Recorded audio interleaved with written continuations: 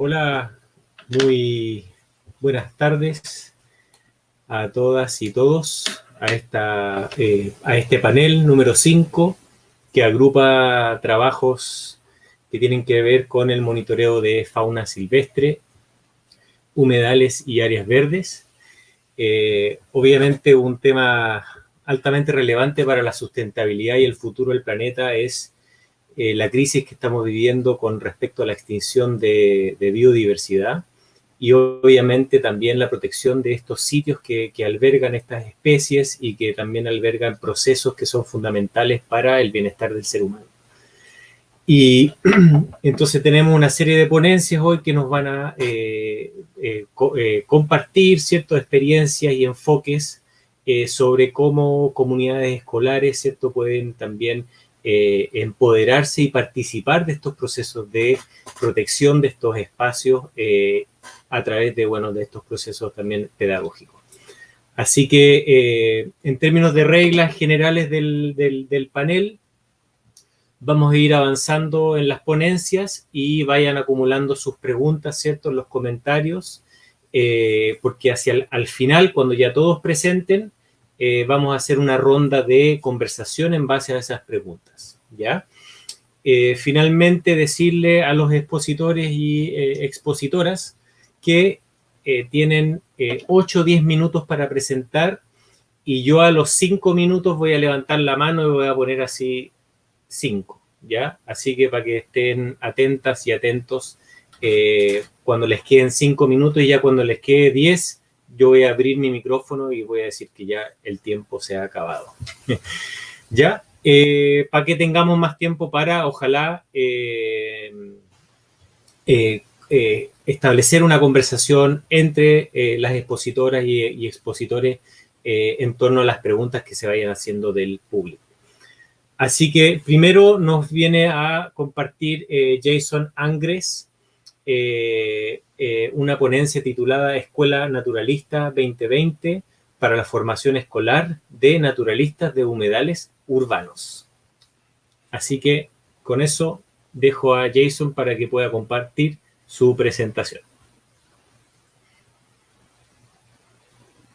Bueno, muchas gracias. Parto agradeciendo el espacio, todos los que están presentes, los expositores, los que organizaron y, bueno, todos los participantes. Realmente llamativo estar acá con tantas personas tan dedicadas a ese asunto del bienestar del ser humano en relación a la naturaleza y la educación. Bueno, yo soy Jason Angres, yo soy el coordinador de educación socioambiental para Fundación Legado Chile. Y voy a presentar un poco de lo que hacemos en la Fundación y en específico la Escuela Naturalista 2020, que fue un programa con financiamiento de National Geographic Society para la formación de escolares como naturalistas de humedales urbanos. Y bueno, desde la Fundación trabajamos principalmente en el sur de Chile, trabajando con el gobierno regional, con la MUNI, con el sector privado, público, y con todos en realidad en la conservación del patrimonio natural. Y bueno, el trabajo se enfoca principalmente en el bosque templado valdiviano, que es uno de los hotspots mundial para la conservación de la biodiversidad. Significa que contiene más de 1.500 ejemplares o especies de plantas endémicas y se ha perdido mayor al 70% de su superficie en los últimos siglos. Entonces, aquí estamos muy enfocados en ese sector, en la región de los lagos, en el sur de Chile, el lago Yanquihue, el tercer lago más grande del continente, y el santuario de la naturaleza Río Maullín, donde se alberga un sinfín de seres tan importantes, tal como el huillín, especie en peligro de extinción, es como una nutria, gato del río. Y enfocamos el trabajo con la comunidad educativa en Yanquihue, porque es el nacimiento del río Maullín, la desembocadura del lago Yanquihue. Y aquí pueden apreciar la belleza que es esa ciudad. 18,000 personas que viven en un lugar muy afortunado. Desde el patio de la casa se ven los pirenes, las garzas, los 7 colores. Y hasta hay coipo en la laguna que se ve en el centro de la pantalla. Así que un sistema complejo de humedales interconectados que corre por la ciudad Y mi trabajo como encargado de educación es involucrar a la comunidad educativa en nuestras iniciativas de conservación y restauración ecológica. Entonces, ¿cómo hacer eso? Principalmente el trabajo fundamental es aumentar la conciencia ambiental. Muchas veces yo creo que nos equivocamos en educación ambiental de enfocar demasiado en conceptos como conocimientos y conductas antes de llevar al niño o la niña por la mano para que toquen la materia y formen esas mismas memorias que todos ustedes tienen. La razón que dependen en ese área es porque tuvieron esas experiencias como niños. Entonces, hace 2 años postulamos a un fondo de National Geographic para realizar un programa de ciencias participativas, trabajando con 4 establecimientos de la ciudad en el monitoreo de los humedales urbanos. Obviamente, tuvimos que adaptar todo el programa debido a COVID. Teníamos una agenda con salidas a terreno, instancias en aula, y un trabajo de codiseño con profesores de esos establecimientos. La gracia de la pandemia es que nos permitió abrir un poco la oferta a toda la comuna. Entonces, ahí trabajamos con 5 profes de ciencias en el diseño de un currículum transversal a distintas asignaturas, con objetivos de aprendizaje de ciencias, matemáticas, lenguaje, también arte e historia. Y la idea era entregar ese material a 100% de los niños, porque sabemos que hay una tremenda brecha digital. Entonces, la idea, un material análogo que todos pueden realizar, observación científica desde la casa, aumentando sus habilidades para luego estar aplicados en terreno en el proceso de monitoreo de bioindicadores en los humedales. Entonces, ahí diseñamos también, como complemento al material físico que entregamos a casa, una serie de talleres, 5 clases virtuales bisemanales para profundizar en las actividades de la bitácora naturalista, que es el material que entregamos a casa. La bitácora naturalista contiene 4 actividades que facilita la observación científica, y quiero destacar el apoyo que recibimos de varias personas, incluyendo la diseñadora Silvia Lazarino, también el Instituto de Beatles de la Universidad de Berkeley, y los autores de How to Teach Nature Journaling, John Muir Law y Emily Lygren. También tomamos inspiración del mismo Richard Louv y de Joseph Cornell, otro capo de educación ambiental de Estados Unidos. Y las sesiones virtuales realmente fue un agrado para mí. Lo que realmente llamó la atención es que los niños de distintos establecimientos municipales, tal como particulares subvencionados, tuvieron un espacio para unirse. Ustedes recuerdan cuando tenían 10, 11, 12 años, ¿cuál fue la cosa más importante? El aspecto social de tu vida. Entonces, me llamó mucho la atención la interacción que facilitamos, un grano de arena a mejorar un poco también cosas socioemocionales para los niños. Y en esos espacios igual enfrentamos distintos desafíos, pero los niños estaban allí realizando las distintas actividades, todo que refuerzan la formación de buenas preguntas científicas, el método científico, entender el ciclo de energía y materia en la naturaleza, y también estimular y a través de la iteración y repetición, hacer que los niños se familiarizan con esos animales y también con la flora nativa. Entonces, en cada sesión aprendimos que es muy importante, ya que los niños llegan a goteras a veces 5 o 10 minutos tarde, siempre comenzar con una actividad. Entonces, ahí partimos cada sesión reforzando esos animales, y en el final todos estaban gritando en ese evento que era un huellín. Todos sabían, después de tanta repetición, y siempre les decía, ok, recuerden que la próxima máquina es muy fuerte. Si les va a dar un poco de asco, capaz pueden mover los ojos un poco, porque aquí aparece un huellín defecando. Y les preguntaba, ¿por qué el color rojizo de su feca? ¿Por qué sería así? Y luego entramos a hablar de las pancoras, los camarones de río, los crustáceos que comen, que es un 70% de su dieta. Ahí entramos a preguntar si ese 70%, entonces, ¿cuánto porcentaje nos queda? ¿Cuánto porcentaje nos queda entonces? Y entran ahí con 30%, profe. Y hablamos de los peces y roedores que comen, siendo el depredador segundo más grande del país. Pero explicamos que la Fundación Legado trabajamos en el monitoreo de ese animal en el río Mallín, y muchas veces no podemos ver un Mallín, pero sí podemos encontrar su feca y llevar a cabo un análisis aplicando distintas tecnologías para entender qué está comiendo. Aquí otro animal prioritario para la fundación. Les pregunta a los niños si reconocen el animal. Muchos que sí, dicen que coipo y que lo han visto en humedal El Loto, en el centro de la ciudad. Y les pregunto, ¿para qué esos tremendos dientes? ¿Para qué sirven? Muchas veces dicen que come carne, pero efectivamente entramos a explicar que el coipo no, depende de las plantas acuáticas, de ese mismo humedal. Esos tremendos dientes les sirve para comer, y ahí reforzamos todo el aprendizaje con 2 capítulos de material audiovisual. Creamos Somos Naturalistas, donde un protagonista Huillín va viajando río arriba para encontrar la fuente de la contaminación y en camino va usando su bitácora naturalista mientras que analiza todos los otros seres que vaya conociendo. Entonces ahí aprende que efectivamente el cuerpo sí come las plantas acuáticas. Y luego preguntamos entonces, ¿cómo está el estado de salud de esas plantas y del agua en los humedales? Y allí entramos a hablar del uso de distintas tecnologías, como por ejemplo los fold scopes.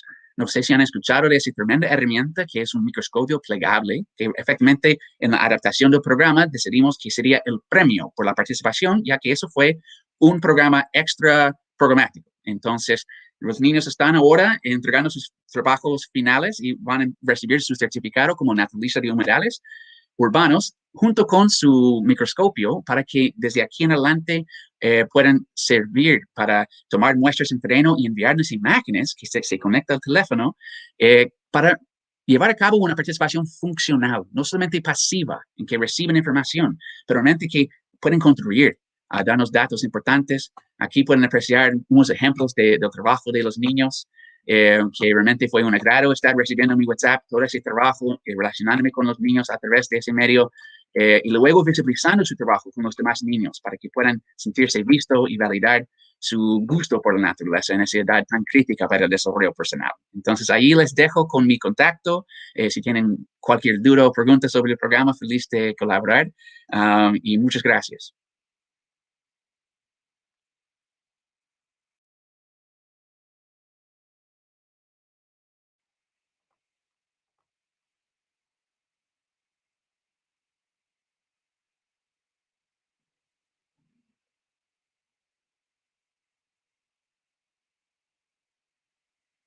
Bueno, no sé si quién va primero, el próximo.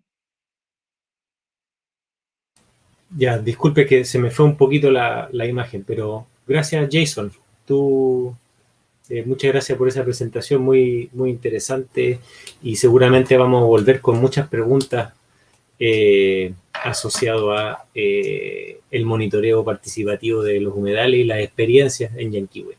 Así que muchas gracias. Bien, seguimos con María Cristina Krautz, que nos va a comentar una experiencia de un taller de ciencia del Colegio Villa Independencia de Talcahuano, Vigías de las Costas, explorando el humedal donde vivo. Así que María Cristina y Gabriela nos pueden dar unas, entiendo que van a mostrar un video, pero van a dar algunas palabras, ¿no? Sí, hola, bueno, yo soy actualmente investigadora en la Universidad de Concepción y nosotros conversamos con la profesora Gabriela Palma y decidimos hacer un experimento, en el fondo, explorar qué pasaría si trabajáramos en el tema de humedales con el Colegio Villa Independencia, que es donde ella trabaja y tiene un taller científico. ¿Me escuchan bien? Sí, ya.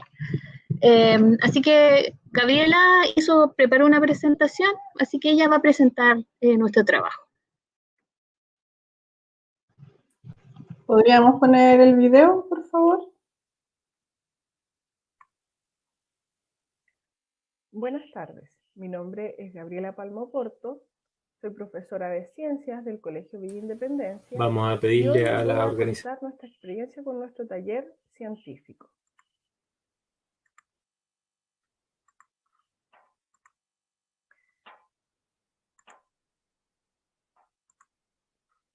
Junto a las investigadoras María Cristina Kraus, Magali Muñoz y Candy Córdoba de la Universidad de Concepción, en el año 2019 comenzamos a trabajar en este hermoso proyecto Vigías de la Costa explorando el humedal donde vivo, que incluye principalmente a estudiantes de quinto y sexto año de nuestro establecimiento. Antecedentes. El territorio ocupado por las comunas de Concepción Metropolitano rodean el último tramo de los ríos Biobío y Andalién y han generado una presión constante en el sistema de humedales y lagunas urbanas albergadas en estas ciudades, con una creciente degradación en estos ecosistemas. Esta fragilidad y el interés de la comunidad por su preservación nos motivó a incluir a los niños de enseñanza básica en esta discusión. Nuestro colegio que está ubicado en el sector de Navisur, a unos pocos kilómetros del humedal Rocuanandalién, Vasco da Gama, Paicaví y una serie de ojos de agua que forman parte del recorrido natural del paleocauce del río Biobío y la desembocadura del río Andalién. Por su proximidad e interacción con la comunidad de Talcahuano, ha tenido con este humedal, así como la importancia ecológica y alta diversidad biológica, este ecosistema es un laboratorio natural que permite acercar a los estudiantes a distintos aspectos de ecología, medio ambiente e historia del territorio. El objetivo general fue estimular a los estudiantes al reconocimiento y apropiación del territorio a través de la comprensión del ecosistema y su protección, desarrollando una visión crítica e informada acerca de los problemas ambientales que genera el crecimiento urbano. La metodología se realizó principalmente por 6 actividades. La primera fue la entrega de conocimientos teóricos acerca de ecología y diversidad biológica de los humedales. Luego se realizó un trabajo de investigación por parte de los estudiantes por medio de una encuesta para conocer la percepción de la comunidad tenía acerca de estos ecosistemas. También se realizó aprendizaje a través del arte por medio del modelaje de aves de humedal con técnicas como cerámica esmaltada y papel maché. También se realizaron fichas de aves para su reconocimiento en terreno. Se realizó una visita a terreno al humedal Rocuanandalién y charlas online durante este periodo de pandemia. Los resultados y discusión. De los aspectos teóricos aprendidos sobre ecología y biodiversidad biológica de los humedales, los estudiantes aprendieron temáticas acerca de apropiación y reconocimiento del territorio, relación de los seres humanos con la naturaleza, continuidad de los sistemas naturales, el agua como fuente de vida, conocer para proteger. Temáticas que además permitieron ser articuladas con los aprendizajes entregados en la asignatura de ciencias para los cursos de quinto y sexto año. El trabajo de investigación realizado por los estudiantes fue principalmente una encuesta que permitió conocer las experiencias relatadas de diferentes familias de la comunidad, en donde ellos pudieron ver que había una estrecha relación histórica entre Talcahuano y sus humedales. Los datos obtenidos fueron tabulados y graficados por medio del programa Excel. Los datos obtenidos y los gráficos realizados por los estudiantes les permitieron exponer esta información en el 11º Congreso Provincial Escolar de Ciencias y Tecnología en el año 2019, organizado por Parexplora Biobío, quedando seleccionados para pasar a la instancia regional. En la aproximación de la biodiversidad a través del arte, los estudiantes pudieron modelar diversas aves que eran de su interés y de esta manera conocerlas con mayor detalle. Durante este año, en pandemia, los estudiantes modelaron aves de humedal, pero con la técnica de papel maché, lo cual tenían disponible en sus hogares. Los estudiantes también prepararon fichas de las aves para poder utilizarlas en su reconocimiento en la salida a terreno.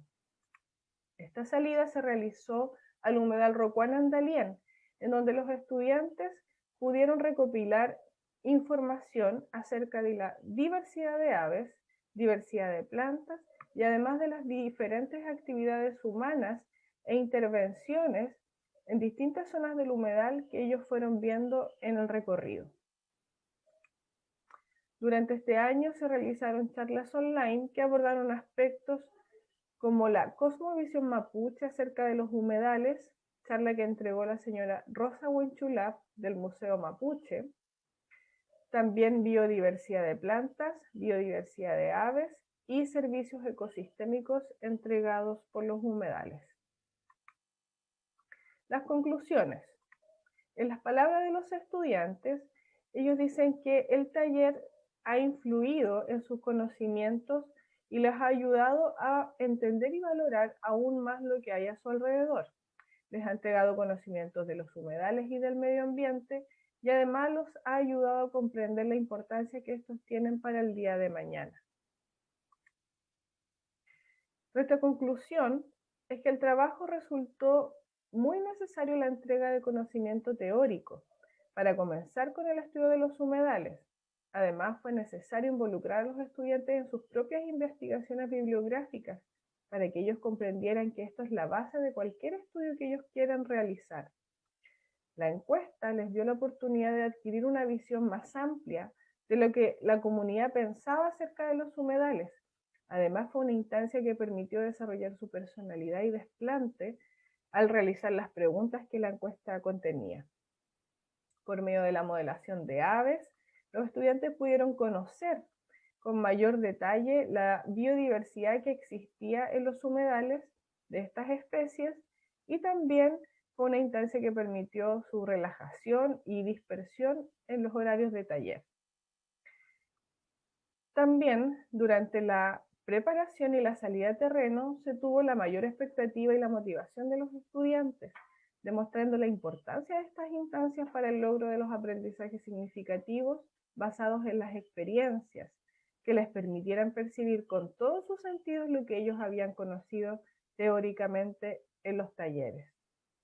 Por medio de las charlas online realizadas durante este año, en pandemia, nos permitió seguir entregando conocimientos a los estudiantes, pero sobre todo mantenerlos motivados y que ellos pudieran seguir aprendiendo de la naturaleza y del medio ambiente.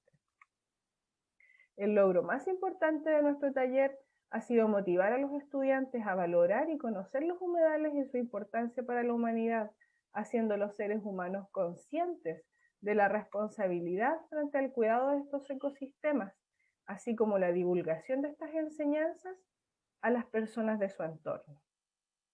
Muchas gracias.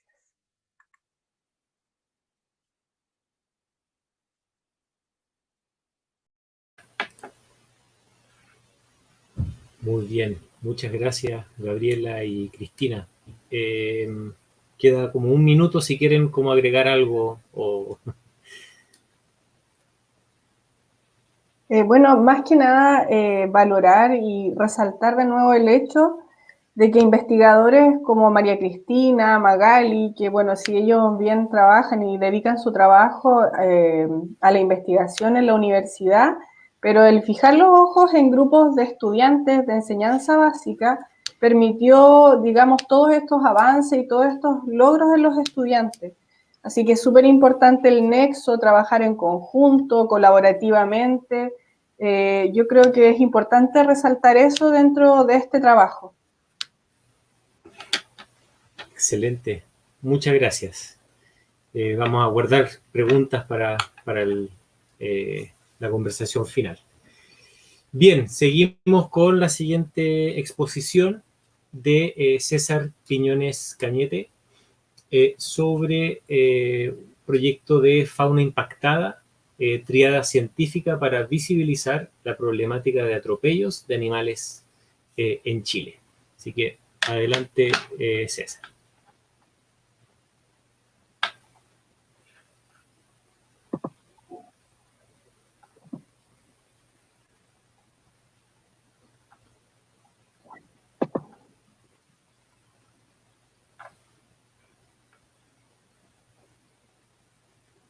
Parece que estamos con algunos problemas técnicos. César, ¿me escuchas? Estoy tratando de sacar el audio. Yeah. ¿Nicolás se escucha? Sí. ¿Nicolás se escucha? Te escucho. Sí. Te escucho. Perfecto. Estoy compartiendo. ¿Tú me confirmas, por favor, la diapositiva? Yo no veo ahora tu presentación, por lo menos. Yo no sé si... ¿Seré yo? Tienes que compartir, parece. Todavía no compartes. Ahí se está cargando. Yo estoy compartiendo. Ya. Ahora sí. Estoy ahora en ello. Listo. Muchas gracias, Nicolás. Buenas tardes a todos y todos quienes nos escuchan. Vamos a hacer una referencia al proyecto Fauna Impactada en los caminos y carreteras de Chile, desde una mirada particular de la Red de Observadores de Aves y Vida Silvestre de Chile, que somos parte de esta iniciativa con una serie de otros actores.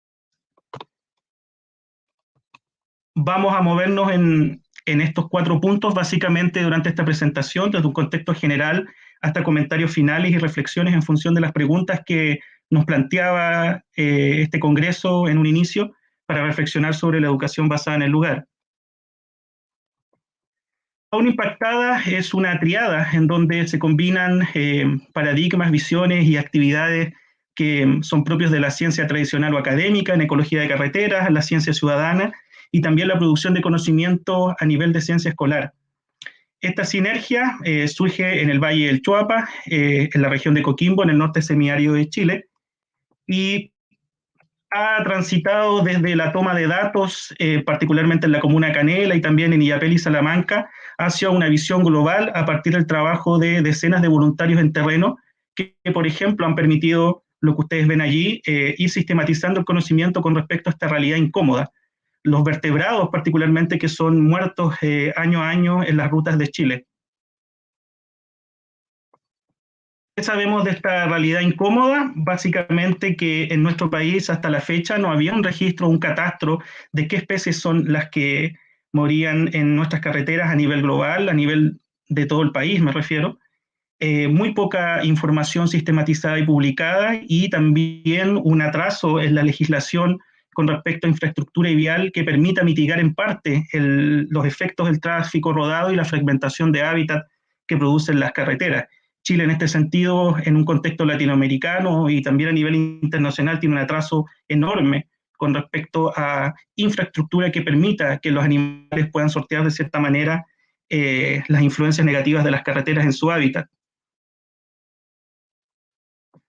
En ese escenario, a partir del año 2016, en donde inicia el monitoreo de fauna, empezamos a generar conocimiento, como les decía, en la provincia del Choapa, y después una decena de voluntarios se fueron sumando a lo largo del territorio, y eso nos permitió en su minuto sistematizar los primeros esfuerzos con aves rapaces, después se extendió esto a otros vertebrados, y fue naciendo esta articulación entre la ciencia ciudadana, voluntarios levantando datos en terreno y haciéndolos llegar a través del fanpage en Facebook de Fauna Impactada, y en función de nuestra actividad docente también obviamente surgió una oportunidad para articular a nuestros estudiantes en el desarrollo de conocimiento con respecto a la ecología de carretera en Chile, un campo que, como les decía, está muy poco desarrollado en nuestro país. Y a partir de esta sinergia de estas 3 ciencias, les voy a contar un poco el desarrollo de este proyecto y su proyección 2021 para este año. En 2019, junto a un grupo de estudiantes de enseñanza básica del Colegio Cumbres del Choapa, junto con Sileni, Víctor, colegas que hemos estado articulando esto, fuimos capaces de sistematizar la información en el fanpage de Fauna Impactada, en donde el científico ciudadano registra sus datos. Ahí tenemos un ejemplo, fotografías de un gato colo-colo subidos en Ovalle, atropellado en la ruta, y esta interacción generó más de 218 interacciones me entristece, me enoja, lo que permite la plataforma en Facebook. Y junto a nuestros estudiantes, como este ejemplo, fuimos sistematizando información y nos fuimos dando cuenta de que los mamíferos, y particularmente los felinos y los cánidos silvestres, son los que producen un mayor impacto reflejado en números de interacciones.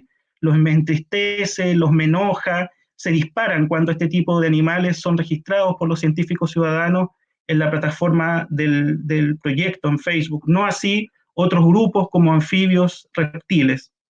Esta gráfica básicamente también se repite para el caso de la interacción me enoja.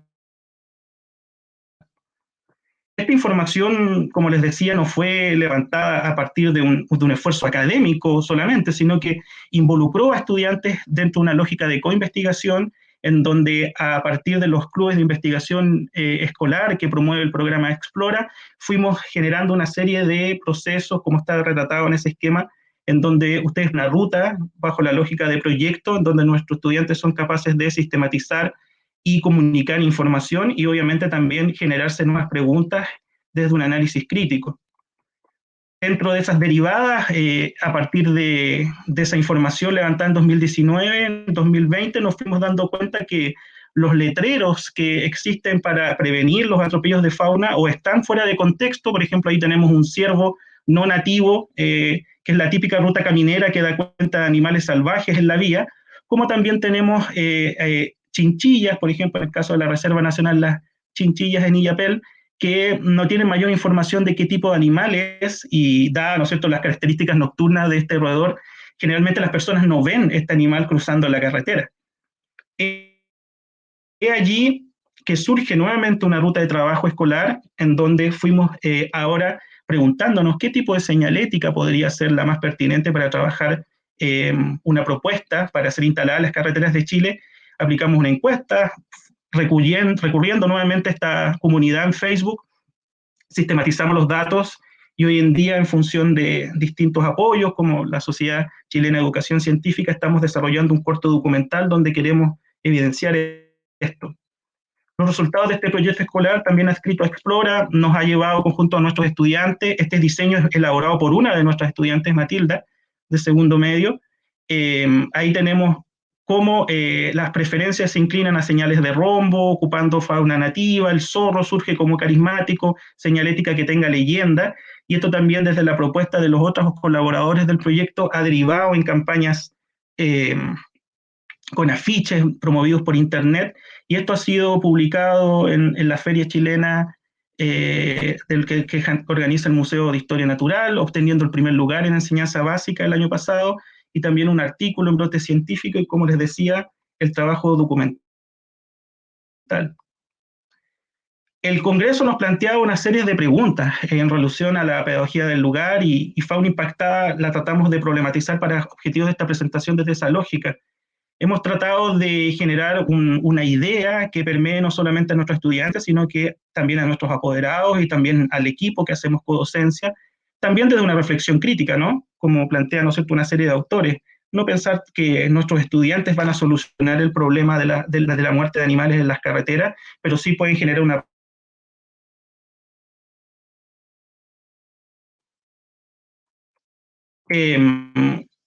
También el Congreso nos planteaba otra pregunta que tenía que ver con las estrategias de desarrollo de estas iniciativas. Fíjense ustedes que ahí tenemos una sinergia de elementos, como les decía, de la ciencia escolar, académica y ciudadana, integrados que ofrece Explora, el Museo Nacional de Historia Natural, como les contaba.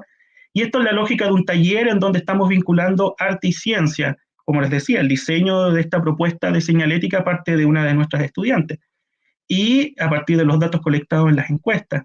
Y siempre nuestro objetivo ha sido ver a nuestros estudiantes como co-investigadores, no como receptores de información, sino como constructores de conocimiento con nosotros. Los impactos, que era otra pregunta que nos planteaban en el Congreso para objeto de esta línea de trabajo, están resumidos en esos dos esquemas. Creemos que la escuela, en función de su inercia escolarizante, pese a que esto se desarrolla con estudiantes, los impactos y el escalamiento de este tipo de experiencias son bastante escasos. Tenemos desiguales aportes desde la docencia. Básicamente los profesores que son inquisitivos, curiosos, se van involucrando en estas experiencias, pero los que no están en esa lógica lo ven de manera muy lejana, ¿no? No hay retroalimentación con otros pares docentes, por ejemplo, dentro de los mismos establecimientos donde desarrollamos estas experiencias. Los padres sí se comprometen en función de los impactos que ven en los muchachos. Para nosotros en la ROC, este trabajo de Fauna Impactada ha priorizado líneas de trabajo en educación ambiental y científica. Las universidades se preocupan de manera restringida en función de grupos específicos, de profesionales y líneas de trabajo, pero no hay un escalamiento de esta información que se genera a mayor nivel. Y bueno, las instituciones estatales que están vinculadas a educación sí se vinculan, pero la indiferencia general de esto que estamos comentando es mayúscula, ¿no? Aquí hay varias reparticiones del Estado que podrían vincularse para mitigar el impacto de las carreteras en Chile, pero hemos visto que, pese a que hemos publicado esto en distintas partes, no hay respuesta. Y la ciudadanía, afortunadamente, de manera creciente, está entregando más antecedentes sobre los animales que son atropellados. Algunas interrogantes ya para ir terminando. ¿Puede Fauna Impactada desde lo escolar disputar estos espacios escolarizantes de la escuela, que no deja avanzar estas iniciativas pese a sus impactos, pese al compromiso que muestran los estudiantes, pese a que trabajamos con metodologías que hoy día el Ministerio de Educación promueve, al menos de manera declarada en los textos de estudio, en las bases curriculares? yo creo que sí, es importante ir a disputar esos espacios. Esto surge a partir de un taller extracurricular, y ahí se generan dinámicas no escolarizantes, más propias de la educación, en donde los resultados son emergentes y el trabajo se vuelve horizontal. Y además tenemos que asumir como educadores que estamos ante una crisis y tenemos que actuar.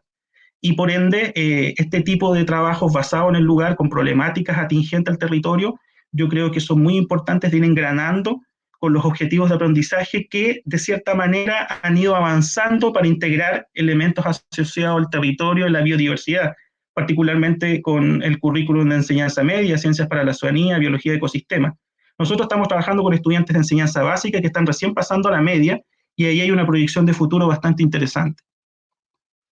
En este sentido, ahí hay un comentario de una de las apoderadas del proyecto.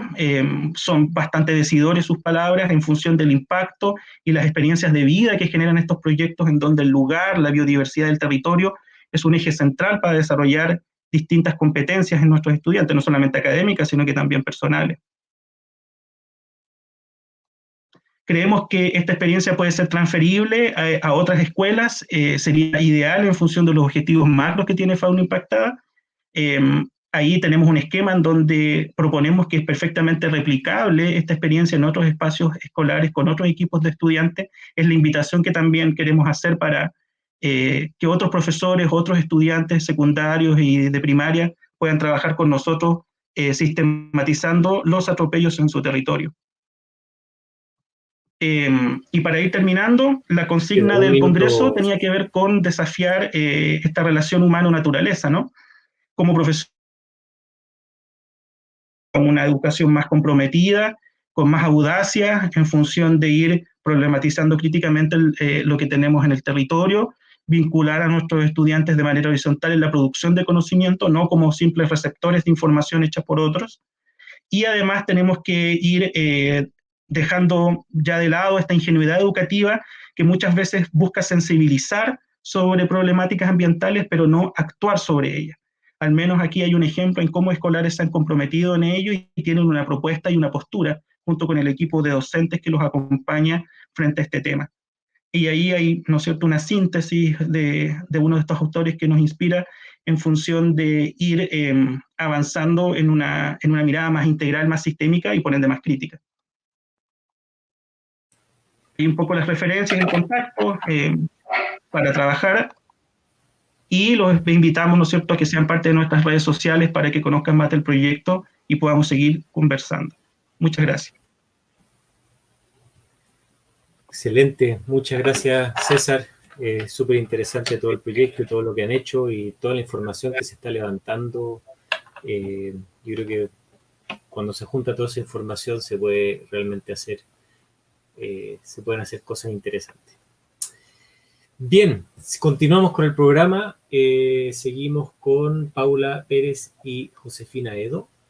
Ellas nos van a hablar sobre el aprendizaje basado en fenómenos como herramienta didáctica para lograr una mayor valoración del medio ambiente y su entorno, potenciando el desarrollo de la dimensión transpersonal de la inteligencia emocional en estudiantes de tercero básico.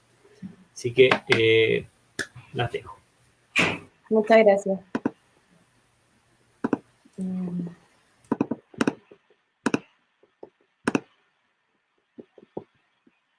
¿Se ve? Sí, súper bien. Yo veo por lo menos. Buenas tardes a todos y a todas. Mi nombre es Paula Pérez y junto a Josefina Edo somos egresadas de Pedagogía en Educación General Básica de la Universidad Diego Portales, y el día de hoy les vamos a presentar nuestra investigación, que consiste en una propuesta didáctica mediante la BF para lograr una mayor valoración del medio ambiente y potenciar la dimensión transpersonal de la inteligencia emocional. Bueno, para comenzar, nos parece imprescindible señalarles de dónde surge esta problemática. En primer lugar, la ausencia de un eje de educación ambiental en el currículum chileno, puesto que si bien dentro de las clases se trabajan algunos objetivos de aprendizaje que apuntan a la educación ambiental, es visto de una manera muy general, tomando en cuenta el reciclaje, la reducción, la reutilización, etcétera, sin verlo desde un punto de vista holístico, que es lo que supone la educación ambiental. En segundo lugar, tenemos la formación deficiente a futuros docentes. no es muy común que en la universidad se abarque la educación ambiental como una asignatura en sí, solamente quizás algunos reflejos de la educación ambiental, por lo que los docentes no están preparados y tampoco tienen las herramientas para enseñar educación ambiental. Quizás lo ven de una forma como enseñar reciclaje, pero lo importante es verlo de un enfoque sociocientífico e interdisciplinario. Bueno, otro de los elementos que impulsa esta investigación es la evidencia empírica y teórica. En cuanto a la empírica, pudieron ser elementos que vimos con Josefina en nuestras prácticas intermedias y profesional, donde pudimos evidenciar que realmente no existe una forma de enseñar adecuadamente la educación ambiental dentro del aula. Y en cuanto a la teórica, de acuerdo a nuestra investigación, encontramos varios referentes teóricos que sustentan todo esto que nosotras les estamos comentando. Bueno, por último, también surge la problemática de la poca conciencia ambiental por parte de la sociedad. Creo que algo que podemos evidenciar todos y todas con el simple hecho de saber cómo está el mundo actualmente, con la contaminación acústica, con la contaminación de las aguas, etcétera. Y nos parece un tema muy relevante, pero creemos que no es necesario ahondar más en este tema, ya que, como dije anteriormente, es conocido por todos y todas. Bueno, para continuar, hay algunos conceptos claves que nos gustaría compartir con ustedes para que puedan comprender a cabalidad nuestra investigación. El primero de ellos es el aprendizaje basado en fenómenos, que es la metodología que nosotras utilizamos para el diseño de nuestras clases. Según Camacho y Camargo, consiste en enseñar en varias asignaturas en base a un mismo fenómeno que podría ser, por ejemplo, la desaparición de las abejas, el precio elevado de la palta, etcétera, y a partir de un mismo fenómeno generar conocimientos en varias asignaturas, ya que supone ser interdisciplinario. Ya, en segundo lugar, otro concepto clave que nos parece fundamental es la inteligencia emocional. Lo usamos desde la perspectiva de María Laluz Figueroa, y ella plantea que la inteligencia emocional tiene 3 dimensiones: la interpersonal, la intrapersonal y la dimensión transpersonal. La dimensión transpersonal plantea que un individuo es capaz de reconocer que sus acciones afectan a sí mismo, a los otros y al entorno. Además que la dimensión transpersonal une estas 3 dimensiones y le suma la valoración por la naturaleza.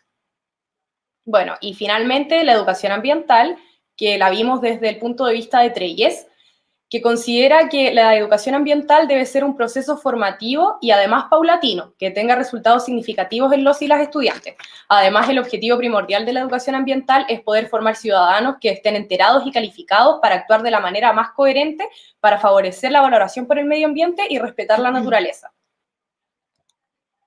Bueno, el ciclo didáctico, como mencionaba mi compañera anteriormente, la metodología que se utilizó es el aprendizaje basado en fenómenos, específicamente el fenómeno aparición de animales nativos en la ciudad.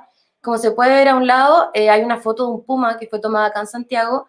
Creo que todos y todas vimos en las noticias cómo salía que los pumas aparecían en grandes calles de Santiago, sobre todo durante la cuarentena. Entonces nos parece un fenómeno interesante para poder utilizarlo en esta propuesta. También este ciclo tiene que ser interdisciplinario. Eso significa que debe abarcar diferentes asignaturas para poder cumplir el objetivo, y por lo mismo se utilizaron 8 sesiones para poder abarcar todas estas asignaturas.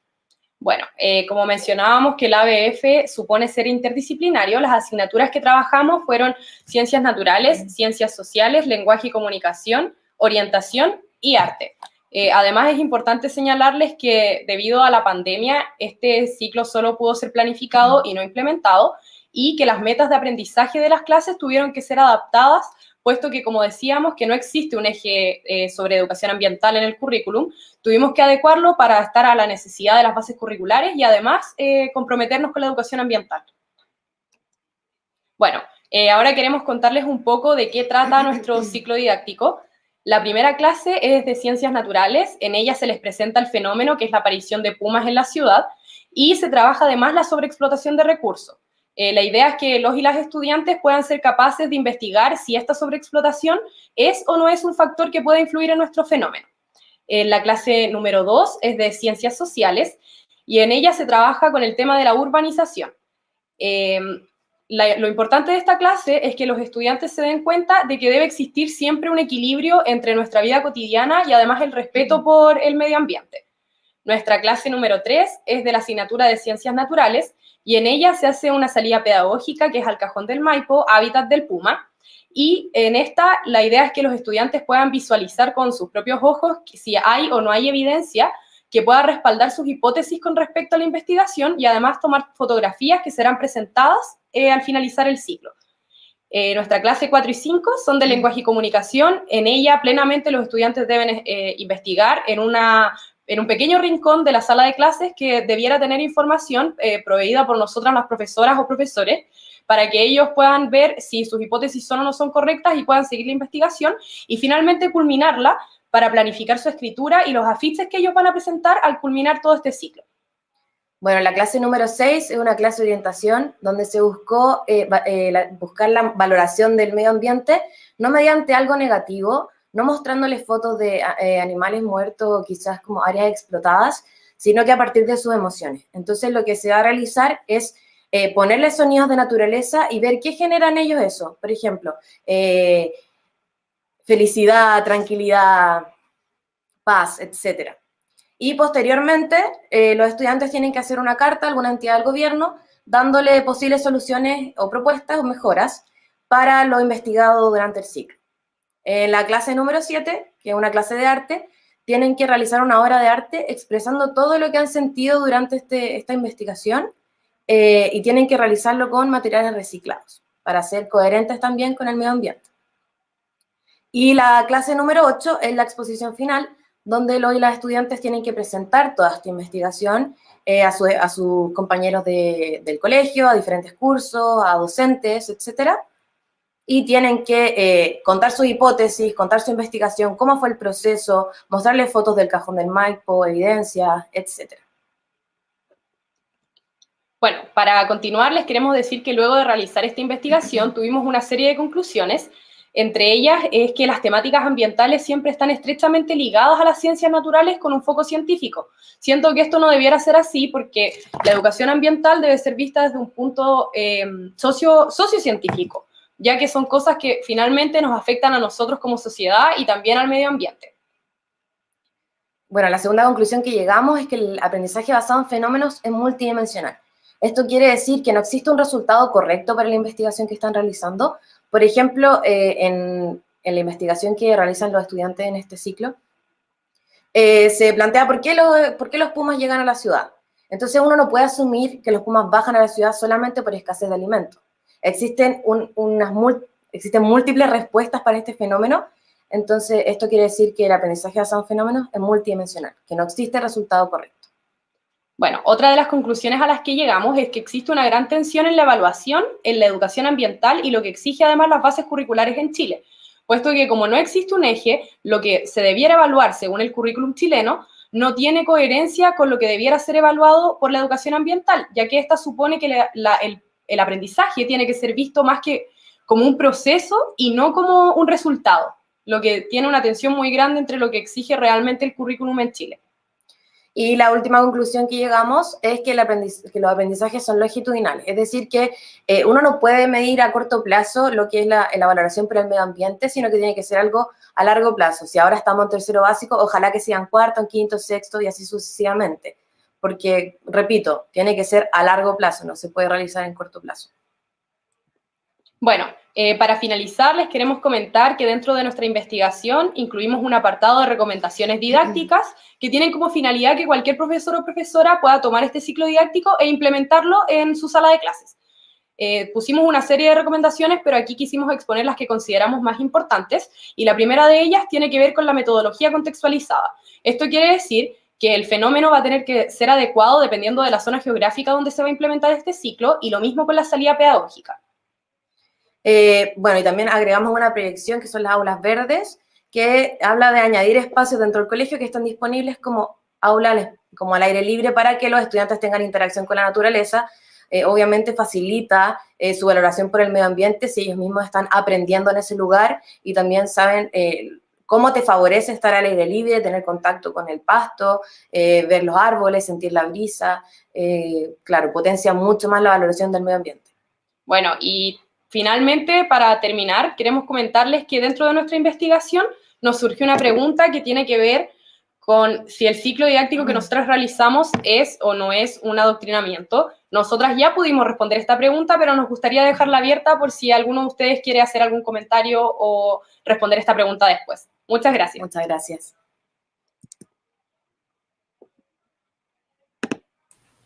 Excelente, muchas gracias, Paula y Josefina. Bien, bueno, dejamos abierto en el fondo el espacio para realizar preguntas o reflexiones en base a todo lo expuesto, las diversas aristas vistas por los distintos proyectos y enfoques, y cómo esto se asocia a, bueno, la sustentabilidad futura de nuestro planeta, ¿no? Así que, bueno, primero felicitar a todas y todos por su esfuerzo de llegar acá y presentar algo y comunicar algo, y realmente yo siento que se logró muy bien. Hay bastantes temas súper relevantes. Entonces yo no sé si hay preguntas de los desde el público. Aquí hay muchas felicitaciones, ya desde, ustedes pueden ver en el chat grandes trabajos, ¿cierto? La necesidad de trabajar como proyectos colaborativos, que son en el fondo esta triada que hablaba César también, donde se pueden como distintos aspectos o estamentos pueden colaborar, ¿cierto? También lo tocaba muy bien Gabriela y María Cristina, ¿cierto? Esta necesidad de juntar en el fondo las comunidades escolares con los investigadores, qué es lo que se está haciendo, y pueden salir cosas como propiedades emergentes, ¿no? Entonces, yo no sé si por ahora no hay preguntas. De repente yo voy a partir yo con una, que la dejo abierta para que la podamos discutir. Obviamente en estas actividades creo yo que hay un impacto muy positivo de los niños y niñas que participan, ¿no? Obviamente la experiencia al aire libre, conocer nuevas cosas, genera también lazos, ¿cierto? Interpersonales, y esta experiencia, bueno, trae todo tipo de beneficios, ¿no? Pero yo quiero saber un poco más qué creen sobre el impacto que generan esas comunidades, ¿ya? En esos humedales, en esas comunidades que rodean, ¿cierto?, estos espacios que de alguna forma eran foco de estos proyectos, ya sea humedales o algunas secciones de carretera o humedales costeros. ¿Cómo ven en el fondo de que estos proyectos o las barreras, o que nos puedan comentar experiencias de cómo los trabajos que realizaron con los niños llegaron a la comunidad? Es decir, cómo comunicaron eso, cómo fue acogida la información que generaban estos proyectos, y si en algún momento algún proyecto también tuvo algún acercamiento como a nivel político, ¿no? De que se puedan tomar ciertas decisiones, y si eso ocurrió en alguna instancia, y si es que nos puedan como compartir eso, ¿no? Y también como las barreras que ocurren en ese sentido. No sé. ¿Yo puedo partir? El que quiera. ¿Sí? ¿Nicolás? Dale. Sí, dale, César. Bueno, Fauna Impactada opera en una disyuntiva bastante interesante, porque opera en el lugar. Por ejemplo, opera en un colegio, opera en el lugar donde ocurre el atropello, pero también opera en el no lugar de las redes sociales. Entonces, claro, siempre hemos tenido que ir sorteando un poco la ola de esta disyuntiva.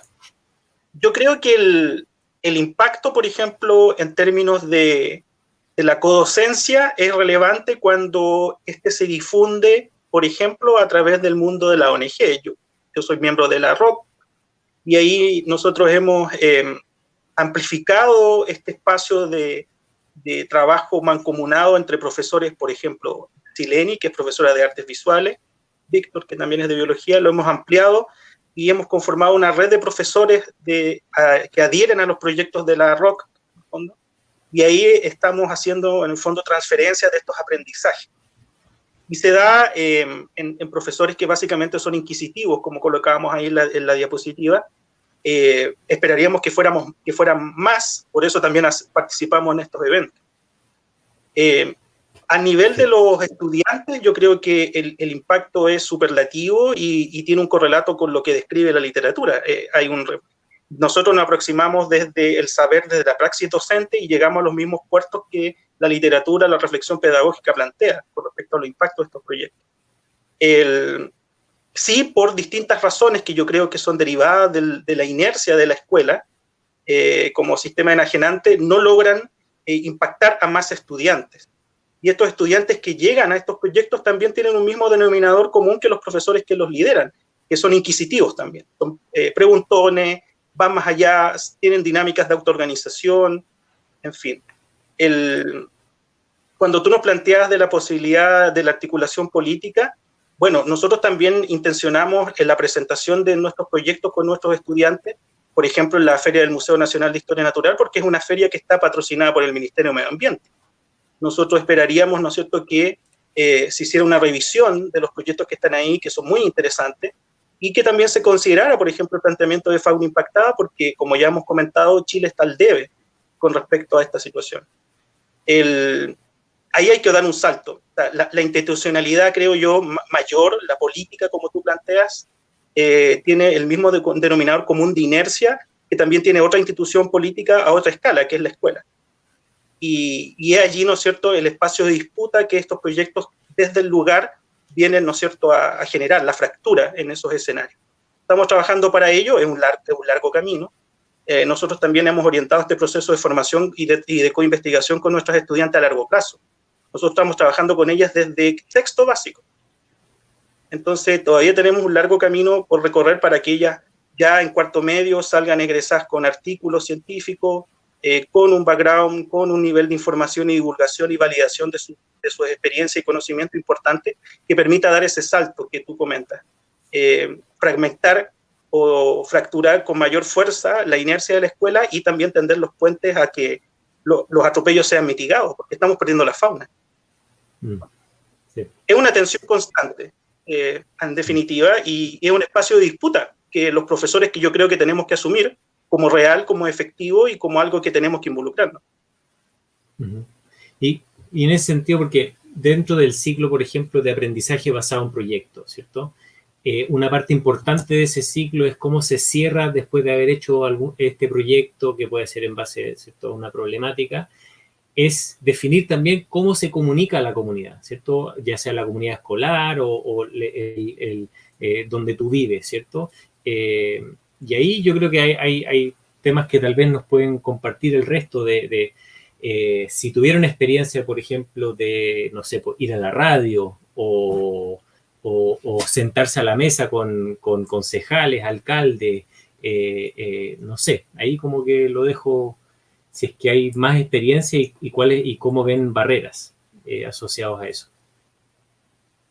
Bueno, yo puedo contribuir algo de base a lo que estamos conversando de aprendizaje en base a proyectos. Pienso mucho en lo que presentaron Paula y Josefina sobre aprendizaje basado en fenómenos, que esos proyectos sean relevantes a la comunidad. Mucho hablamos de comunidades educativas, pero pocas comunas logran una comunidad educativa.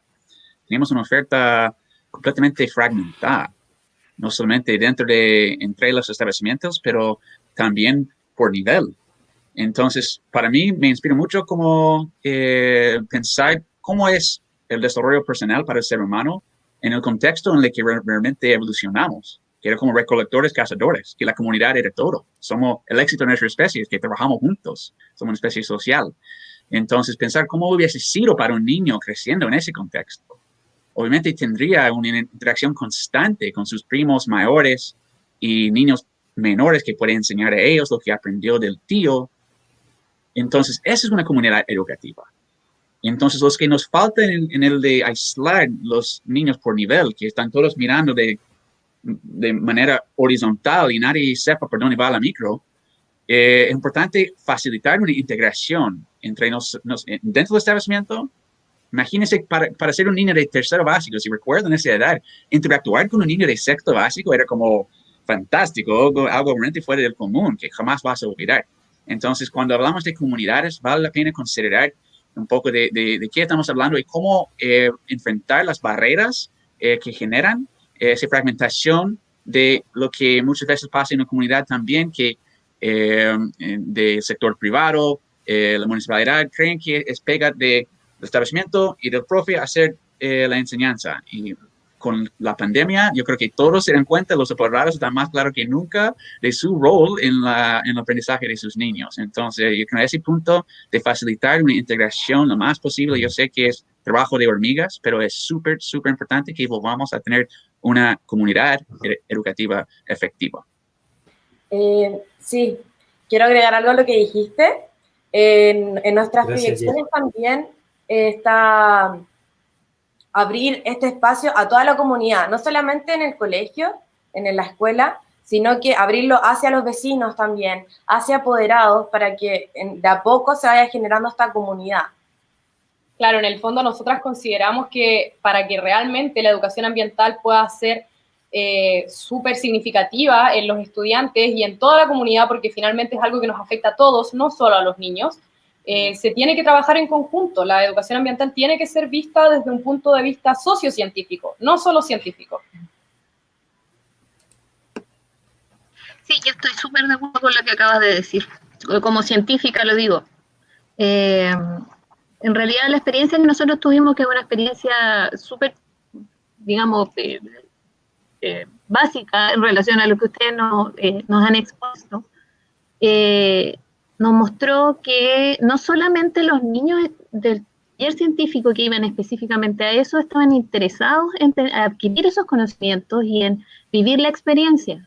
O sea, de hecho, cuando salimos a terreno con los niños, dado que teníamos niños de distintas edades, teníamos niños muy chiquititos, de segundo básico y otros de sexto, séptimo, entonces algunos salieron con, por ejemplo, el abuelito, o con algunas mamás nos acompañaron. Y resulta que las mamás y los abuelitos tenían tanto interés en participar en un taller científico como los niños.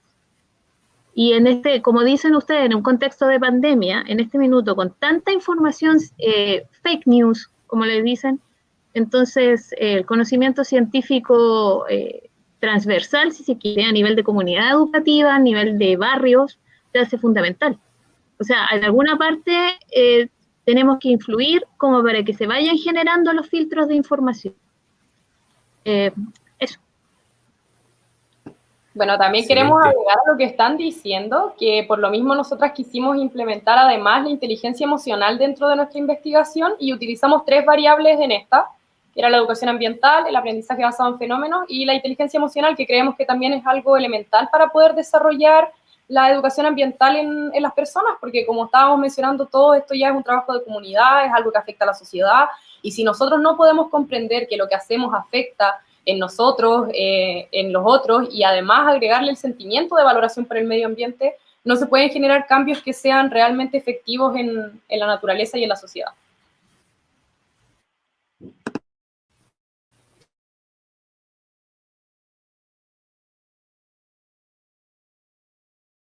Yo, por ejemplo, específicamente con el tema Puma, ¿no? Que en un momento estuvo así muy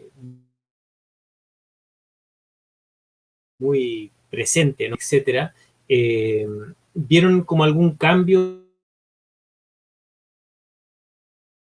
de como proceso? ¿Vieron algunos cambios o de repente algo que nos puedan comentar de que les haya llamado la atención? Específicamente tal vez sobre el fenómeno que ustedes abordaron. Bueno, como nosotras habíamos mencionado en nuestra presentación, este es un proyecto que nosotras tenemos que debido a la pandemia no pudo ser implementado, por ende no podemos decir si esto tiene o no tiene efectos en los niños. Tenemos toda la certeza de que así es, porque la teoría lo dice así, la evidencia lo dice así, y en un futuro nosotras estaríamos muy felices de poder implementarlo en nuestras salas de clases para ver si esto tiene o no tiene repercusiones, pero lamentablemente debido a la situación que estamos viviendo mundialmente, no pudimos implementarlo. Claro, igual por ejemplo, tuvimos la oportunidad de plantearle este fenómeno a otros estudiantes también de tercero básico este año por clase online, y les mostramos el video del puma en las calles, y les preguntamos, como, ¿por qué creen ustedes que el puma está en la calle?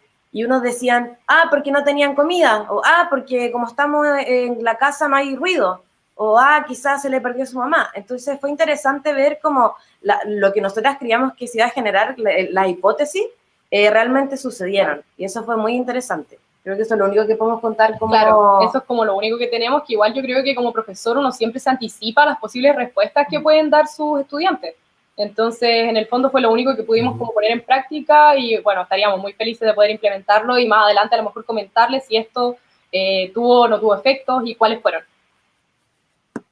Perfecto, súper bien. Bien, aquí hay una pregunta de los comentarios del público, que sí, ¿qué dificultades ven para implementar estas metodologías con estudiantes? Que yo creo que también se asocia a una pregunta que dejó Jason, que tal vez nos puede también, algún comentario que dejó Jason, que tal vez él mismo nos puede comentar, como las dificultades que tienen para implementar estas metodologías y qué ven tal vez transversalmente,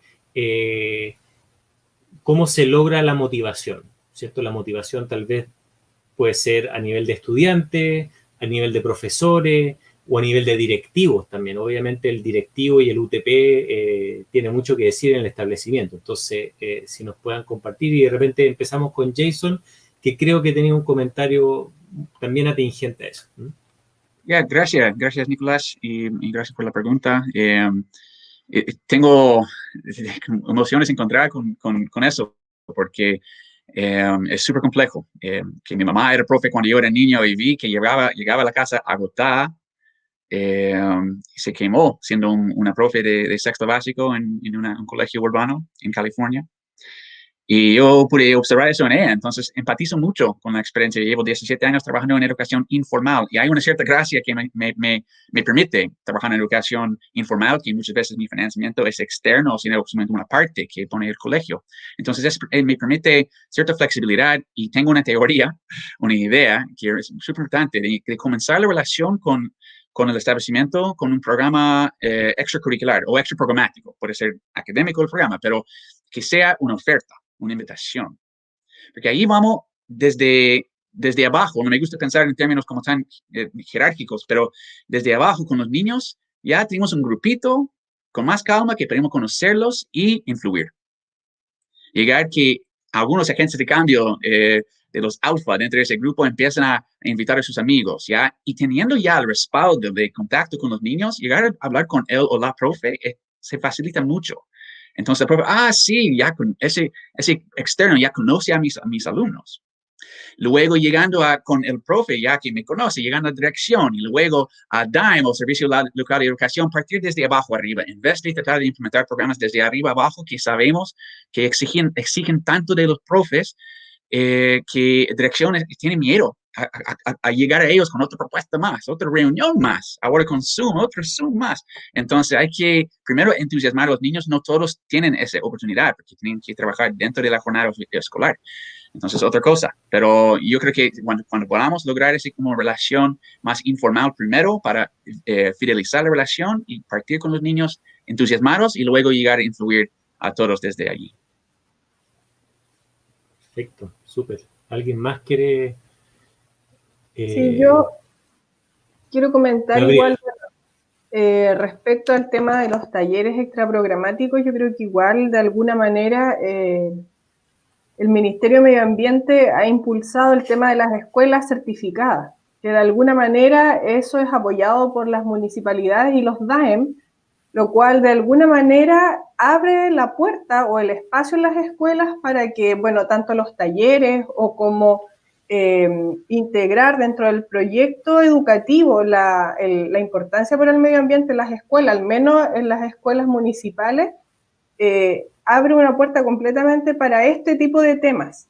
Lo importante es siempre recalcar tanto a los directivos como a los profesores el tema de incluir dentro del currículum todo el tema medioambiental y, por supuesto, si se da la instancia para tener un taller exclusivamente para abarcar estos temas y ir avanzando con los estudiantes que tienen algún interés un poco más desarrollado, o sea, es una oportunidad abierta para que uno pueda trabajar en esto.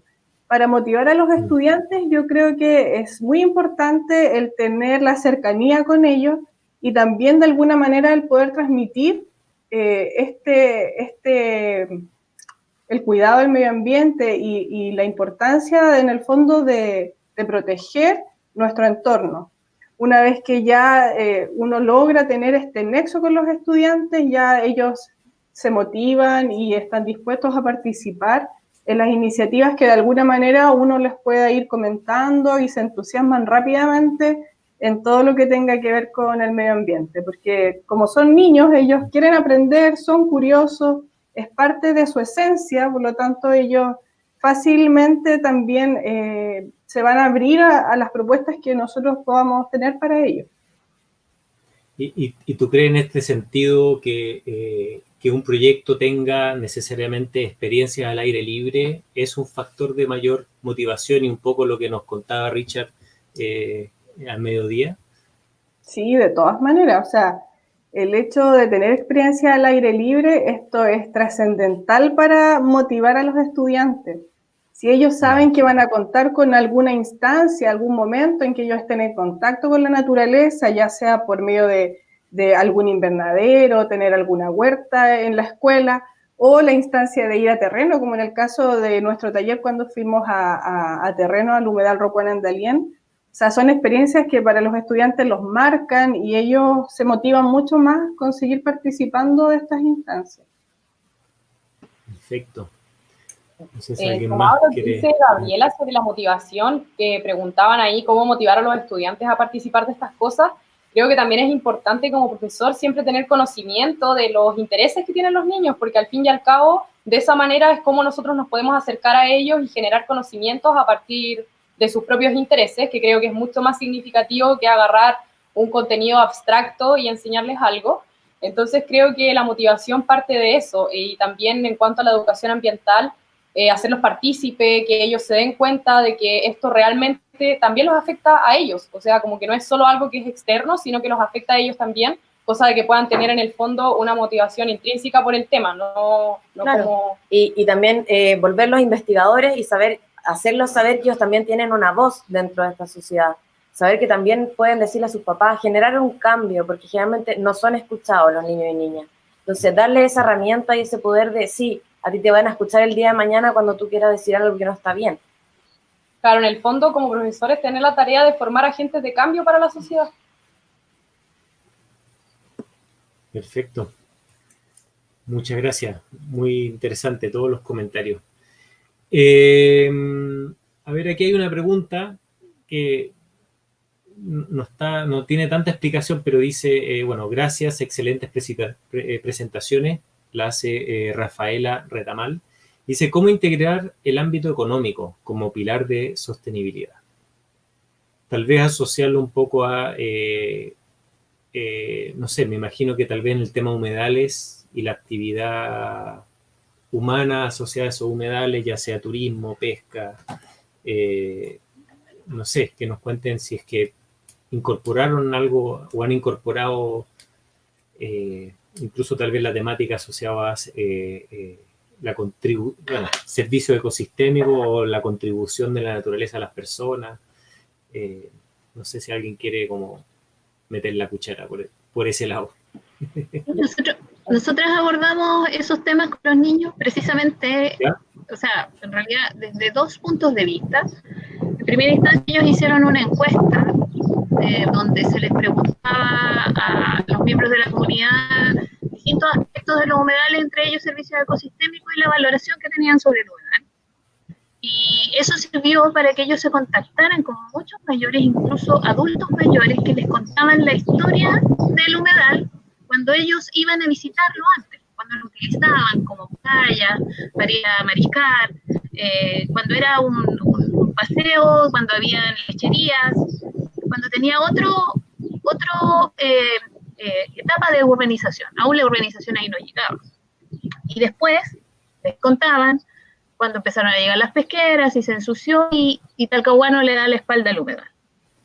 Entonces eso generó en los niños ya preguntas sobre, bueno, ¿qué es lo que está pasando aquí? En el fondo ellos se lo preguntaban de esa manera, pero había una opinión sobre algo pasaba con el desarrollo económico que generaba que el humedal perdiera su valoración. Y después de ello, cuando conversamos sobre qué eran los servicios ecosistémicos, y ellos fueron y hicieron su investigación en terreno, ellos hicieron una lista de, en el fondo, cuáles eran los usos que los humanos hacíamos del humedal, o cuál era la interacción que teníamos con el humedal. Y ellos identificaron el problema de la sobreurbanización. Se dieron cuenta que estábamos ocupando los espacios más allá de cualquier límite posible o razonable. Y ahí me quedo dando vuelta lo que las chiquillas decían sobre adoctrinamiento. Bueno, porque alguien podría decir, lo que pasa es que ustedes les están diciendo a los niños una determinada cosa, pero en realidad es lo que las personas, ellos y sus familias llegaron a la conclusión luego de ver sus propios resultados, que es distinto a adoctrinar a alguien con una determinada tendencia, si se quiere, o idea preconcebida. Entonces, bueno, al respecto de eso, los niños no tenían una idea específica sobre economía, pero sí se daban cuenta que la codicia genera problemas en la naturaleza y genera muchas veces daño. Eso. Yo quiero decir algo con respecto a la pregunta también de que si la economía, si el ámbito económico se puede integrar con la sostenibilidad. Hoy no puedo decir la sustentabilidad. Perdón. Y yo creo que la educación ambiental va siempre ligada a la mano con la economía, porque al final nosotras no creamos todo este proyecto para que los niños reciclen, sino que lo creamos para que en un futuro, cuando sean adultos y tengan que tomar decisiones, quizás en algún cargo de poder, quizás dueño de alguna empresa tengan la conciencia y digan, no está bien hacer esto. Como formar agentes para el futuro, o sea, obviamente para ahora, pero también obviamente va ligado a lo económico, porque ¿qué es más importante? ¿Como el dinero o cuidar al medio ambiente? Claro, y bueno, y lo otro lo que decía María Cristina, si no me equivoco, con respecto a lo que nosotras planteamos del adoctrinamiento, queremos decir que luego de realizar esta investigación, nosotras pudimos concluir que en realidad no es un adoctrinamiento, porque es un acto noble el estar enseñando la educación ambiental. Y bueno, como profesores creo que en el fondo, aunque uno no quiera, siempre está haciendo un traspaso de contenido y de herramientas que tienen que ver en el fondo con lo que uno es como persona, no solamente como el contenido disciplinar, sino que ya la didáctica se lleva lo que uno es como personalmente, no solamente como profesional. Entonces creo que es inevitable, pero al ser un acto noble no sería un adoctrinamiento para los niños.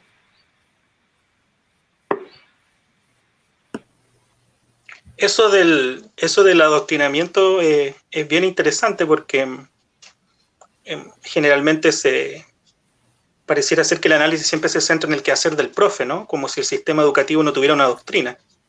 Y tenemos que ser sinceros en eso. O sea, estamos dentro de un sistema neoliberal educativo y durante esta pandemia lo hemos visto saltando por todas partes, ¿no?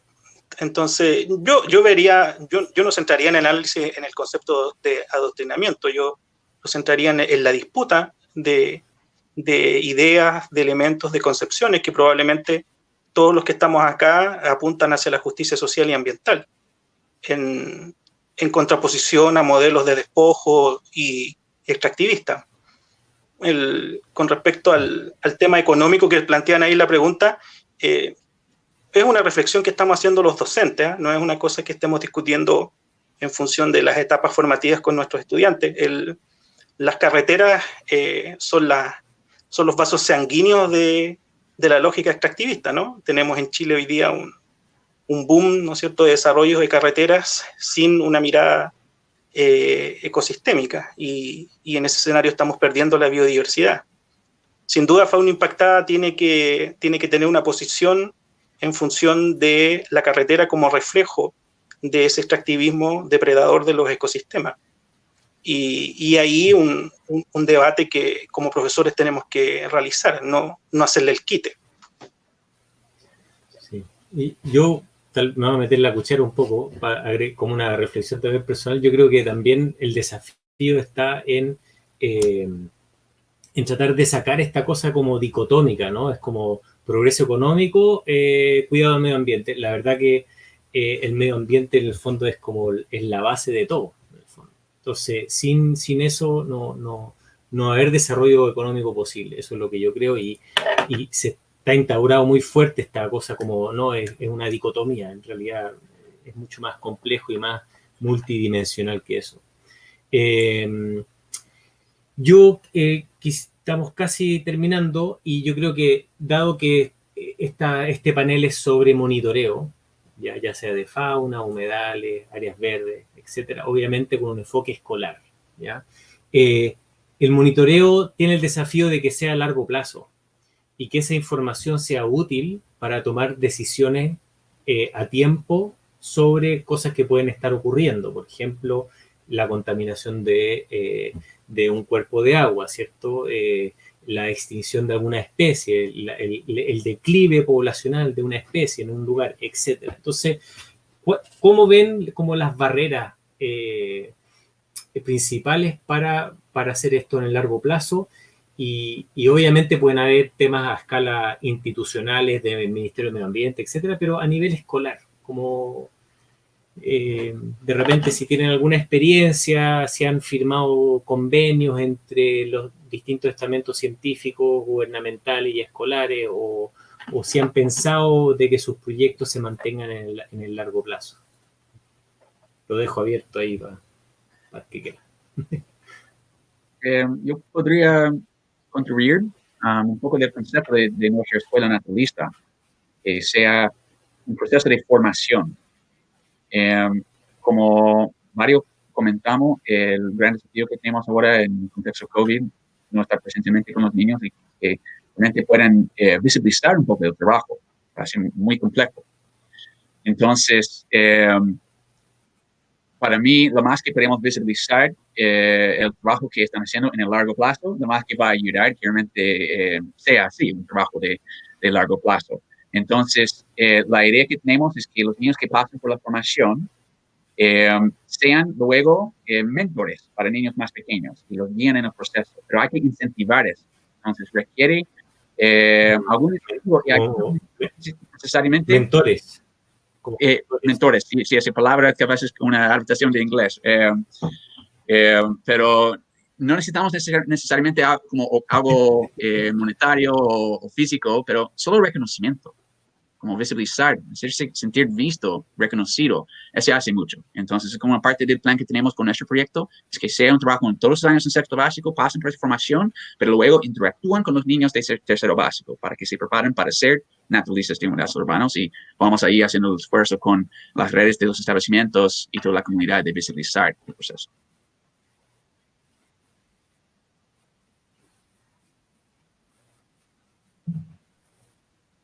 Yo creo que la mayor limitante podría ser, Nicolás, que estos proyectos sean eso, proyectos.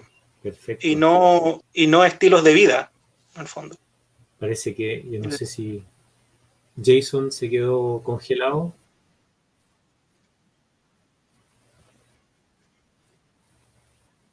Yo veo todos bien, mi parte.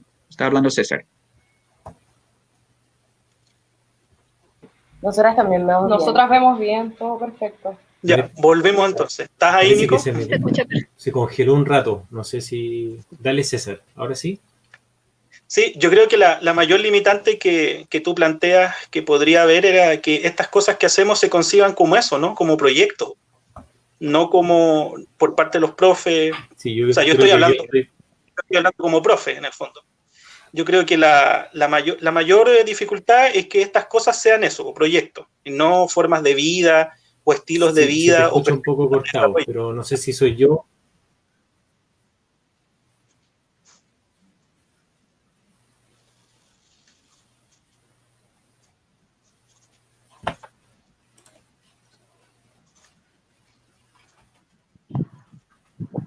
Te escuchamos bien, dale nomás.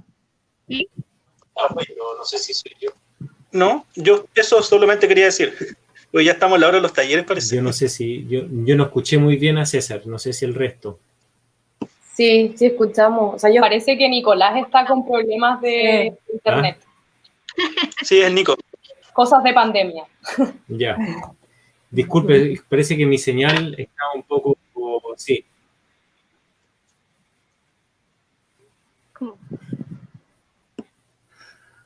Ay, ay, ay.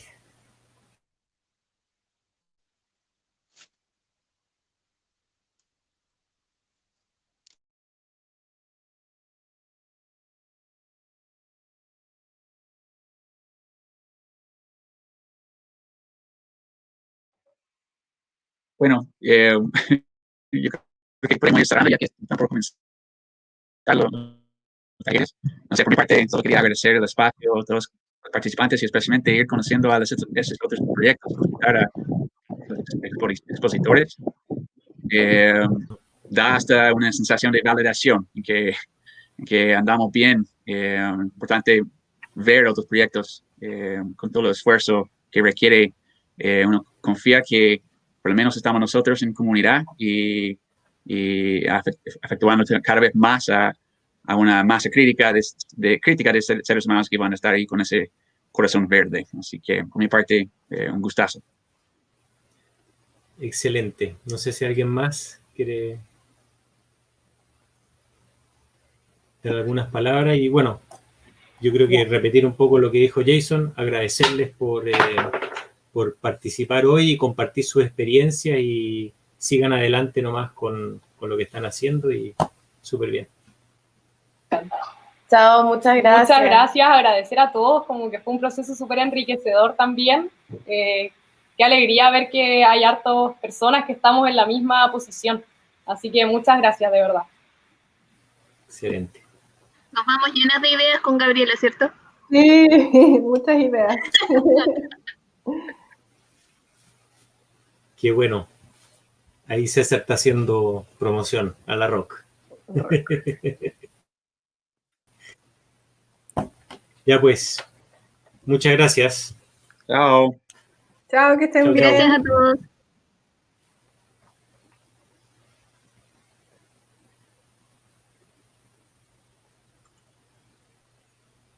¿Dónde se sale de esto? Sí, buena pregunta. Creo que nos van a sacar nomás. Abajo. Ay, Listo.